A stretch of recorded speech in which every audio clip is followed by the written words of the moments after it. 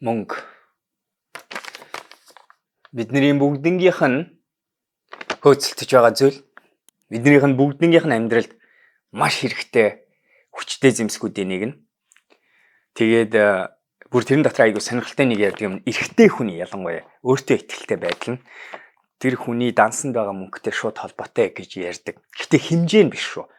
Тэр тухайн хүн өөрөө тэр дансанд байгаа мөнгөнийхөө тухай ямар мэдрэмж авч байгаа, өөртөө ихтэй байж чадж байгаа, эсвэл хангалттай байхгүй юм шиг мэдэрч байгаа гэдг нь айгүй шууд холбоотой байдгийг ярьдаг. Өнөөдрийн ярих байгаа ном Die with Zero Perkins гэж зохиолч бичсэн номыг хэдүүлээ ярих болно. Bill Perkins.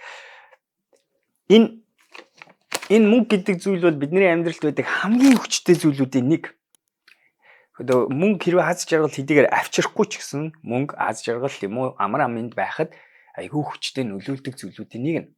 Мөнгө байх юм бол бид нар яг үнэнгээсээ эрх чөлөө цаг хугацаа өөрийнхөө амьдралыг удирдах тэр эрх мэдлээ авч байгаа горим нь мөнгө байгаа тийм ээ. Тэгэхээр мөнгө аягүй сонирхолтой шүү. Тэгээ тэр ч утгаараа би мөнгөтэй холбоотой олон төрлийн ном унших дуртай, мөнгөний тухай судлах дуртай, сурах дуртай. Яагаад гэвэл миний бодлоор энэ мөнгө гэдэг энэ хүний үүсгэсэн энэ зэмсгийг бид нар бас яг зөв ойлгохгүй гэж боддог. Бид нар дотор мөнгөний боловсрал, санхүүгийн боловсрал гэдэг нь хувийнхаа төвшөнд маш муу гэдгийг бүгдээрээ мэднэ. Тийм учраас би энэ номнуудыг сонирхдаг. За тэгээ өнөөдрийн ном Die with Zero гэсэн ном. Гарчгаас нь хараад шууд анхаарлыг чинь татна тийм ээ. Тэр нь юу гэсэн үг вэ гэхээр та энэ хорвоогоос явах үедээ 0 төгрөгтэй яваа гэж. 0 мөнгөтэйгээр мөнгөгүй халиач яваач гэж. Энэ хорвоод ирсэн шигээ нүцгэн яваач гэж. Битгий мөнгө хадгал, битгий мөнгийг үүсгэхийн төлөө насны эцэст ингээ явах болохоор нэг баахан мөнгө эзэнгүй битгий үлдээ гэсэн санааг Bill Perkins ярьж байгаа.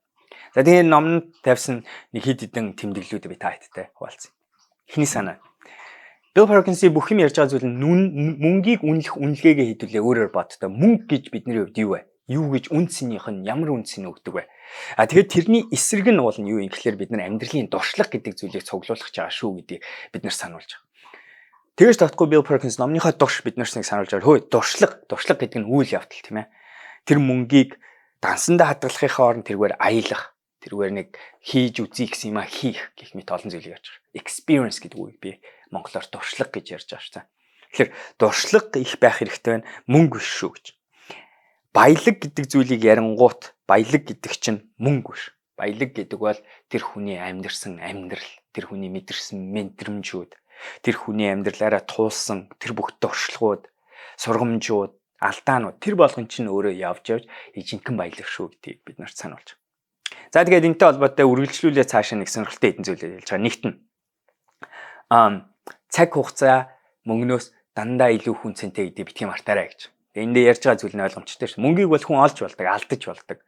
Янз янзын аргаар авч болно. Цагийг харин тэгж болохгүй. Цаг бол хязгаарлагдмал. Цаг нэгэнт өнгөрсөн бол тэгээд явсан. Цагийг буцааж худалдаж авч болохгүй. Аюул сонирхолтой нь бид нар цагаараа мөнгө авдаг. Тэгээ бас мөнгөөрөө цаг авах гэж оролддог. Гэхдээ хэрвээ хэдүүлээ тэр цагийгаа анзаарахгүйгээр тэр мөнгөөр цаг авна гэдэг нь би юу ярьж байна вэ гэхээр мөнгөтэй хүн чинь өөрийнхөө цагийг удирдах эхлэн тэгэхээр тэр нэг 2 цагаа хүнд мөнгөний төлөө зарахын хооронд өөрөө удирдах нөхцөлийг ярьж байгаа. Гэхдээ нэгэнт өнгөрцөн цагийг ихэнх хүмүүс тийх хэрэг мэдл одоохондоо байхгүй байгаа. Тэгээ нэгэнт өнгөрцөн цагийг буцаа сэргээж болохгүй гэдгээ хэдүүлээ санах хэрэгтэй гэж байгаа шүү. Тэгэж тогтохгүй. Аюул сонирхолтой юм нь мөнгөний үнц нь хүн наслах тусам ундаг, цагны үнц нь хүн наслах тусам өсдөг. Дахиад хэлээ да. Хүн нас явах тусам энэ айгуугаа жишээ нь энэ байна л да. 30 настай хүнд залууд өнөөдөр би Монголд байгаа нэг залуу хүнд би $10,000 өгөх. Тэр хүнийг би 90 настай болцсон хойно $10,000 өгөх. Хэрвээ амьд байх юм бол. Тэр хүний хувьд тэр $10,000 нь тэр 30 настай үед маш их үнцэнтэй. Яг тэгвэл тэргээр хөдөлтөж авч хийж болох зүйл айгүй их байна. 90 настай үед ирэнгүүт тэр хүний хийж чадах зүйл нь тэр мөнгийг ашиглаж амьдралыг мэдрэх чадвар хамаагүй унана. Өөрөөр хэлбэл мөнгө гэдэг зүйл цаг хугацаа өнгөрөх тусам үнц нь ундаг. Цаг хугацаа сүүлийн 5 жил ямар ч өмнөх 5 жилүүдээс илүү хүнсэнтэй. Цаг хугацаа цаг өнгөрөх тусам үнцэнтэй болж байдаг. Тэгээ хамгийн гол нь цаг хугацаа дандаа урагшлтгийг мартаж болохгүй шүү дээ тийм ээ. Тэгэхээр угаасаа л тэгнэ гэдгийг хүлээн зөвшөөрөх хэрэгтэй. Мөнгөний үнц нь бол ундаг, цагны үнц нь өсдөг шүү. Тэр хоёрынхаа 8-аг дандаа зөв бодоорой л гэдгийг бид нарт энэ номдоо бид нарт танилцуулах гэж хичээсэн байна. Би өөрөө яг энэ номны энэ амьдралын дуршлаг мөнгнөөс илүү чухал шүү гэдэг философид итгэдэг хүн. Тэмч болохоор би бас өөрийнхөө одоо хувь хүнийхээ санхүүдээр би нэг хичээдэг зүйл нь мөнгийг би дансандаа байлгаснараа магадгүй энэ мөнгийг дахиад жоохон их болгох тийм ээ өгөөч. Энэгээр энэ мөнгөөр мөнгө хийх аргыг ашиглаж болно. Мөнгийг би дансандаа байлгаснараа бас нэг үүсгэж байгаа юм. Аюулгүй байдлын эрсдлийг үүсгэж байгаа. Эрсдлийн эсрэг аюулгүй байдал хамгаалтыг үүсгэж байгаа. Гэхдээ би энэ мөнгөөр амьдралд би өөр юу хийж болох вэ гэж асуувал энэ мөнгөний надад өгөж болох тэр дуршлагууд бол аюул чухал тийм ээ. Манай эхнэр бид хоёрын өвөл болгон манай одоо гэр бүлийн амралт бол өвлийн амралт юу цанаар гулгах явах хямдхан биш. Маш үнэтэй аяллууд явагддаг. Ялангуяа цааны спорт, сноуборд гэдэг бол тийм хямдхан биш. Ялангуяа олон улсын шилдэг резортуудаар явал. Тэгэхдээ тэр мөнгийг бид нэг жилдээ алгасаа дансандаа байлгаснаас илүү тэр мөнгийг тэр аялдаа зориулсныхаа хариу тэр аяллаас авж байгаа амьдралын мэдрэмжүүд дуршлагууд гэдэг аюул чухал шүү. Билгээр аль болохоор дандаа өөрийнхөө хувьдаа бол хувь өөрийнхөө санхүүжилтийг тэгж хичээдэг. Энэ мөнгийг энэ байлгахын зүгээр энэ байлгахын зүгээр гэдэгтэй зөвхөн мөнгөний өгөөжийг бодохгүйгээр харин тэр мөнгөөр бас өөр амьдрал би ямар баялагийг бүтээж болох вэ гэдэг өнцгөөс нь бодонгууд дуршлаг хийж үзэх юмд оролцох тийм ээ энэ болгоныг хийх дуртай. Эхнэр үедээ ойр ойрхон одоо ялангуяа Лондонд байгаа хүмүүсийн хувьд театрын гоё янз янзын мюзиклүүдийн юу үтсэж ойр орхон болзоонд явдаг байгаа бас адилхан тэрийг байлгах тэрийг байлгахгүй байлгах тийм ээ дуртай спортынхоо амьд тэмцээнийг очиж үзэх тэгээ тэрний тэр мөнгийг төлөх тэр 8 бол аюу зөв 8 гэж би бол хувьдаа бодож байгаа. Гэхдээ хардаа ингэж хэллээгээд иймэрхүү санааг танилцуулах тоолонд ерөөсөй туйлшрах хэрэггүй гэдэг хэлээ санах хэрэгтэй шүү дээ. Энэ талд нь мөнгөө дан мөнгөний төлөө зүтгэж болно энэ талд нь дан нөгөө юмнуудын эсрэг зүтгэж болно. Хоёр тал хоёлаа даваа талтай сул талтай. Тэгээ ер нь бол хариулт дандаа энд байдгийг хэлээ мартчихлахгүй тэг гоолтно. За тэгээ бас энэ номны бас нэг гоё танилцуулж байгаа нэг санаа нь юу юм гэсэн чинь бид нар ер нь бас яг хүмүүс ингээд ирээдүйн орлого олох төлөвлөгөө. Тэгээд яагаад тийм хэмжээний орлого олох гэж байгаа. Тэгээд тэр орлогоо хизээ амьдралынхаа ямар цэгүүдэд хизээ нь олоод хизээ нь яах ёстой юм гэдгээ санаачаа гэдэг бид. Нэгсэндээ санхүүгээ амьдралынхаа бүр ингээд эцсийн зэг хүртэл нь бодож жагаад гаргаж үзүүл яасан юм бэ. Тийм ээ. Тэгээд тэрэн дээр нэмж сануулж байгаа зүйл чинь яагаад энэ чухал юм бэ гэхлээр таны 20-тэй, 30-тэй, 40-тэй бараг бүр 50-тай насны үеийн мөнгөний тоглох үүрэг тэрнээс хооших насны үед мөнгөний тоглох үүрэг нь шал ондоо болчихж байгаа. Яг түрүүчийн жишээн дээр адилхан хэрвээ би 30 настай хүн $10,000 өгсөн бол тэр хүн ядаж тэргээр дэлхийд дээр аялах боломж. 90 настай хүн би $10,000 өгсөн ч гэсэн 90 наснд нь тэр $10,000 тохирохгүй ядвал тэр аялах боломж. Магадгүй өөр юм хийж болно. Гэтэ нөгөө хэлээд байгаа амьдралын хамгийн үнцэнтэй зүйл дуршлаг гэж байгаа юм бол нөгөө дуршлага тэр $10,000 авахд ариун ондоо гэсэн. Тэгэхээр бид нэр яаж өнөөдөр энийг ингээ зөв зохицуулах. Тэгээ энэ дээр нэг гарч иж байгаа санаа чинь нөгөө тэтгэвртэй гарцсан хойноо юм үзэх. Тэтгэвртэй гарцсан хойноо аялах. Тэтгэвртэй гарцсан хойноо нөгөө бодож исэн зүйлийг хийх гэдгийг бодож үзээч гэдэгтэй яг адилхан байхгүй юм. Тэтгэвртэй гарцсан хойноо нөгөө нэг гоё эрүүл байх үедээ хийх юм хийж чадаагүй юм чи яалаа гэж тэтгэвртэй гарчихсан хойноо тэрийг хийх боломжтой юм. Эрүүл мэнд нь унтсан тэгээ хэцүү болчихсон байгаа. Залуу байхдаа энийг оролдож үзээгүй, дуршаагүй, сураагүй зүйл магадгүй болохгүй байх гэж байхгүй л дээ. Гэхдээ л тэр хоёроор маш том ялгаа байгааг хэдүүлээ санах хэрэгтэй гэж бид нар сануулж байна. Бас дээрэс нь нэг аюу энэ нэг номны нэг ихний хэсэгт нь зохиолчийн өөрийнх нь түүхээс нэг ярьж явах нэг гоё сануулсан зүйл нээс. Залуу хүний орлогын олох чадвар хүний аливаа хүний ч юм л да. Хүний орлого олох чадвар нь нас явах тусмаа ихсэн. Ер нь бол дунджаар ямар ч хүнийхээ адилхан.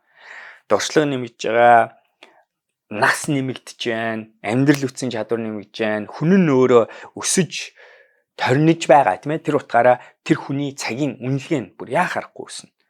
Тэгээд мэдээж хэрэг албан тушаал явж байгаа, хөдөлмөрлөл зарцуулж байгаа бол тэр чинь тэгээд хоримтлал бий болж байгаа гэдэг утгаараа ер нь бол аливаа хүний цаг өнгөрөх тусам орлогын хэмжээ ер нь бол дунджаар нэмэгддэг гэдэг нь үнэ. Тэгээд мэдээж тодорхой цагийн дараа бас автгаарч эхлэн тэгээ магадгүй доошлж эхлэн тийм ээ. Гэхдээ яг энэ үедээ нэг санах хэрэгтэй зүйл чинь энэ байна. Тэгвэл хэрвээ та би өнөөдөр 25 таа байхдаа нэг юм 2 сая төгрөгийн цалингаа аваад тэгээд тэрийгээрээ би ингээд тэр мөнгөө ингээд юмд ерөөсөө ашиглахгүйгээр хадгалаад байх. Яагаад вэ гэвэл би 40-төөдөө мөнгө хэрэгтэй байж магадгүй гэж боддог. Эсвэргээрээ 40 настай үедээ бид нар тэр мөнгийг хадгалах хоёрын хооронд маш том ялгаа байгааг санаж болох, мартаж болохгүй гэж.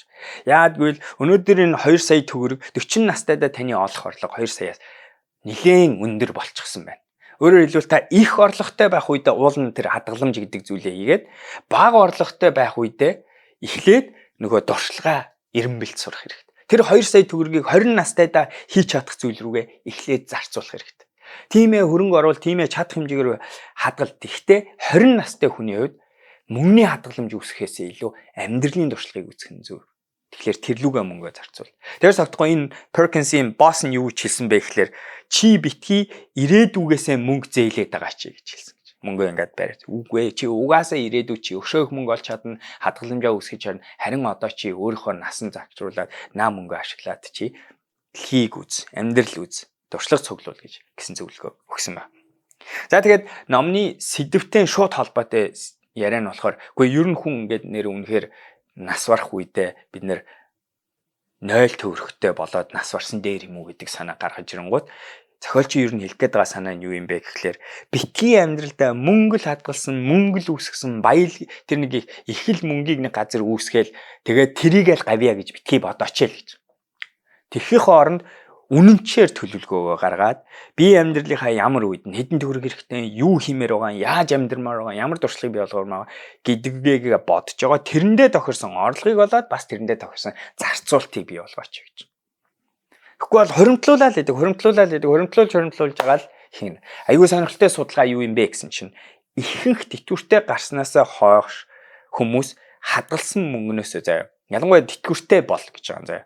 Хэрвээ хүн тэтгэвэр авдаг бол тэгээ илүү Америкийн жишээлдээ Монголын тоо баримтаас нэг жоохон зөөрнө.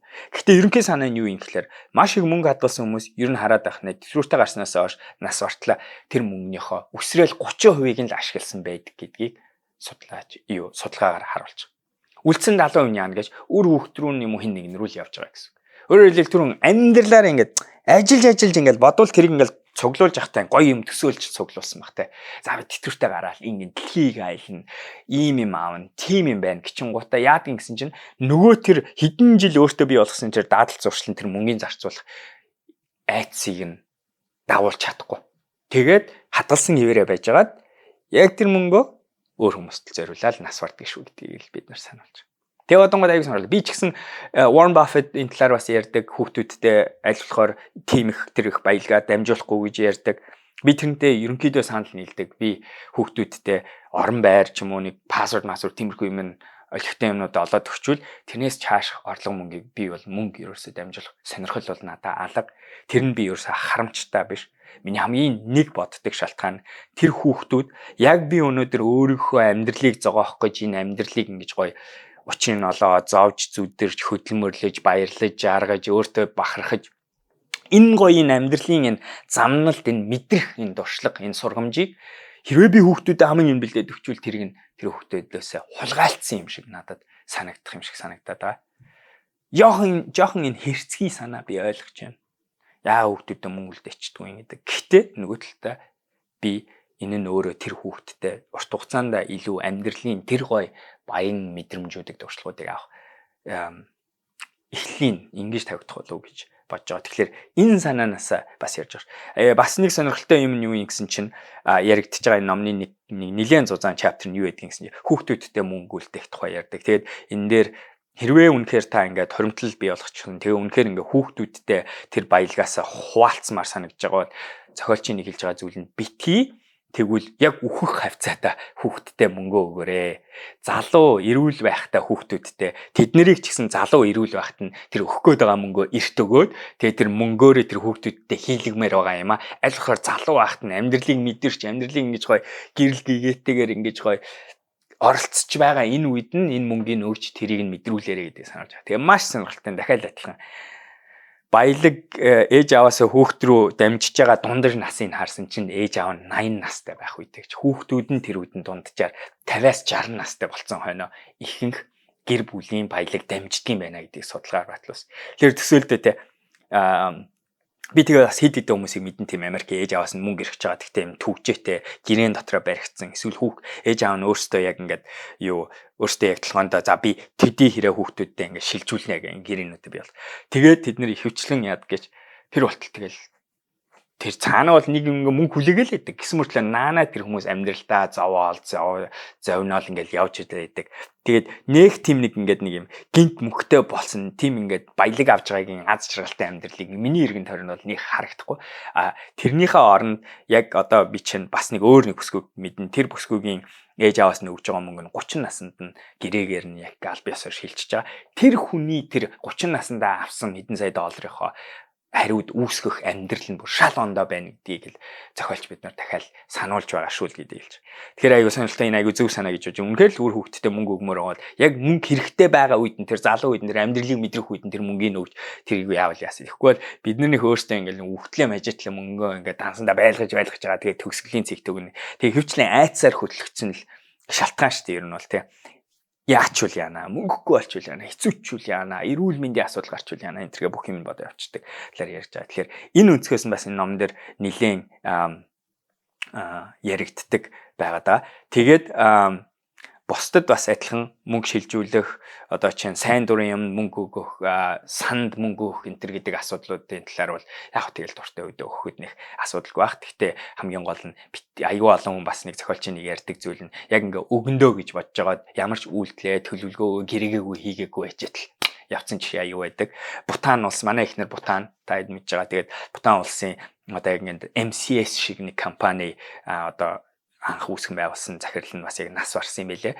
Тэгээд ерөөсөө үр хөвгтүүдтэй баялгаа хэрхэн хуваах тухай ямар ч юм төлөвлөгөө гэрэмээрээ байхгүй байсан. Тэгээд тэрнээс болоо гэр бүл дотор нэлээд асуудал гарсан тухай чинь яригддаг. Тэгэхээр энийг бас зөвхөн юм товархан явагдаад байдаг. Ихэнх хүмүүс ер нь бол яг өнөөдөр өөрөө өмчийг эзэмшиж байгаа зүйлүүдэд бусдад яаж өгөх гэрээ төлөвлөгөө янз бүрийн ботсон юм байдгүй гэдэг дээр бас зохиолж гаргаж ирээд тэгээд үгүй шүү гэдгийг бид нарт сануулсан. За тэгээд зохиолч буцаад нэг гоё ярьж байгаа зүйл нь эрүүл мэнд. Ерөөсөө амьдралын гол баялаг бол эрүүл мэнд гэдгийг битгий мартаарай. Өнөөдөр тийм ээ нөгөө би энэ талаар тэгэл Instagram дээр энэ төр зөндөө тавьдаг. Дэндүү олон эрүүл мэндээрээ мөнгө худалдаж аваад байгаа. Тэгээд тэрний тэгээд айгуу сонирхолтой яд ингэслэр аюу олон жил эрүүл мэндээ өгөөл тэгээд ингээл мөнгө авч авчингуудаа баяжхаараа хүмүүс их хүчлийн яадаг гэж хамгийн түрүү хэлэгдэг юм эмчилгээ, амралт. Юу гэсэн үг юм? Эрүүл мэндээ худалдаж авах гэж үзэж байгаа. Буцааж худалдаж авах гэж үзэж байгаа. Гэтэ математик айгу мангар яа тэгэхээр буцааж үлж байгаа мөнгө нь айгу их үнэтэйг өгдөг. Нэгт нь хоёрт нь нэг ядаргаатай юм чи эрүүл мэндийг бид нэр буцааж худалдаж авахад жоохон сайжруулж болно уу гэхээс буцаагаад тэр залуу үеийнхаа горим руу ороход маш хэцүү байдаг гэдгийг санах хэрэгтэй. Өөрөөр хэлбэл тэр 8-ны чинь нэг хүн танд айгу амар үнэтэй огтон зарчингуудаа буцаагаад айгу хямдхан худалдаж авах гэж байна гэсэн үг те. Тэгээд ингэж одоо мөнгө өгч гэн гэсэн үг шүү дээ тань. Тэгэхээр яг л нэг ийм горимд ордгийг шүү гэдгийг сануулж байгаа. Тэгээд эцэст нь бас нэг тэмдэглэж авсан юм дээр хэлэхэд харамслын тэгээд энэ философик олон хүн хэрэгжүүлдэг те олон хүний амьдралын философи нь юу вэ гэж асуувал би харамслаа хамгийн бага түвшинд нь барихын төлөө амьдралдгаа гэж хэлдэг. Өөрөөр хэлбэл би нас орох үедээ эргэж хараад би амьдралдаа олон юмд харамсаагүй хүн болохын төлөө амьдрдгаа гэж олон хүн ярьдаг. Тэгээд зохиолч бас энийг сануулж байгаа. Харамсал гэдэг бол ер нь ихэнх тохиолдолд хүмүүс хизээч одоо яг тэр эцсийн мөчтөр байгаа хүмүүс би яагаад илүү их мөнгө хийгээгүй гэж харамсдаггүй. Харин ихэнх хүмүүс би хийгээгүй юмныхаа төлөө, оролдож үзээгүй юмныхаа төлөө, дуршлагынхаа төлөө, хоббиныхаа төлөө, ярилцаагүй хүмүүсийнхаа төлөө илүү их харамсдаг гэдгийг нь хүмүүс бол ярьдаг. Тэгэхээс биш хийсэн юмныхаа төлөө хүмүүс бол хизээч баг харамсдаггүй юм байлээ гэдгийг бас тэр судалгаа өөр бас ном дээр яригдсан байдаг шүү. За гэх мэтээр сонирхолтой ном байгаа хөнгөн уншихад аягүй зугаатай, үг хэлгэн айтайхан, стил найтлан Bill Perkins гэдэг зохиолчоос өмнө би ерөөсөн ном уншиж байгааг санагдаж байна. Тэгээд надад бол таалагдсан. Би энэ номыг 5-аас 4-өөр үнэлнэ. Юу сайжирч болох байсан бэ? Магадгүй зааварчилгаан дээр өшөөх нэмж болох байсан баг. Тэгвэл илүү бодлын төвшөндөө үлдсэн юм шиг санагддаг. Тэгээ бас дээрэс нь энэ хүний өөрийнх нь бас энэ зарим харж байгаа өнцг нь мөнгөтэй амьдралаас гарсан хүн болохоор бас мөнгөгүй өссөн хүмүүсийн өнцгөөс нь бас ойртуулж зүгээр юм болов гэж бодсон. За өнөөдрийн номны танилцуулга Die with Zero Bill Perkins гэдэг үний номны танилцуулга байдлаа. Таалагдсан байх гэж найдаж байна. Тийм бол лайк дарж өгөөрэй. манай видеог анхудаага үзэж байгаа бол subscribe хийхээ битгий мартаарай. Энэ суваг дээр бид нэр 2-3 шиг видео дандаа оруулдаг шүү. Санал бодлоо байвал доор коммент бичээрэй. Бас наа нэг уншаач ийм око энэ номыг уншичаад нийт танилцуулга хийгээч гэвэл бас биччихээрэй. Тэгвэл би бас уншия шүү. За тэгээ балер өдөр байцгаагаарай. Дараагийн видеогоор уулзцгаая. Баяр таа.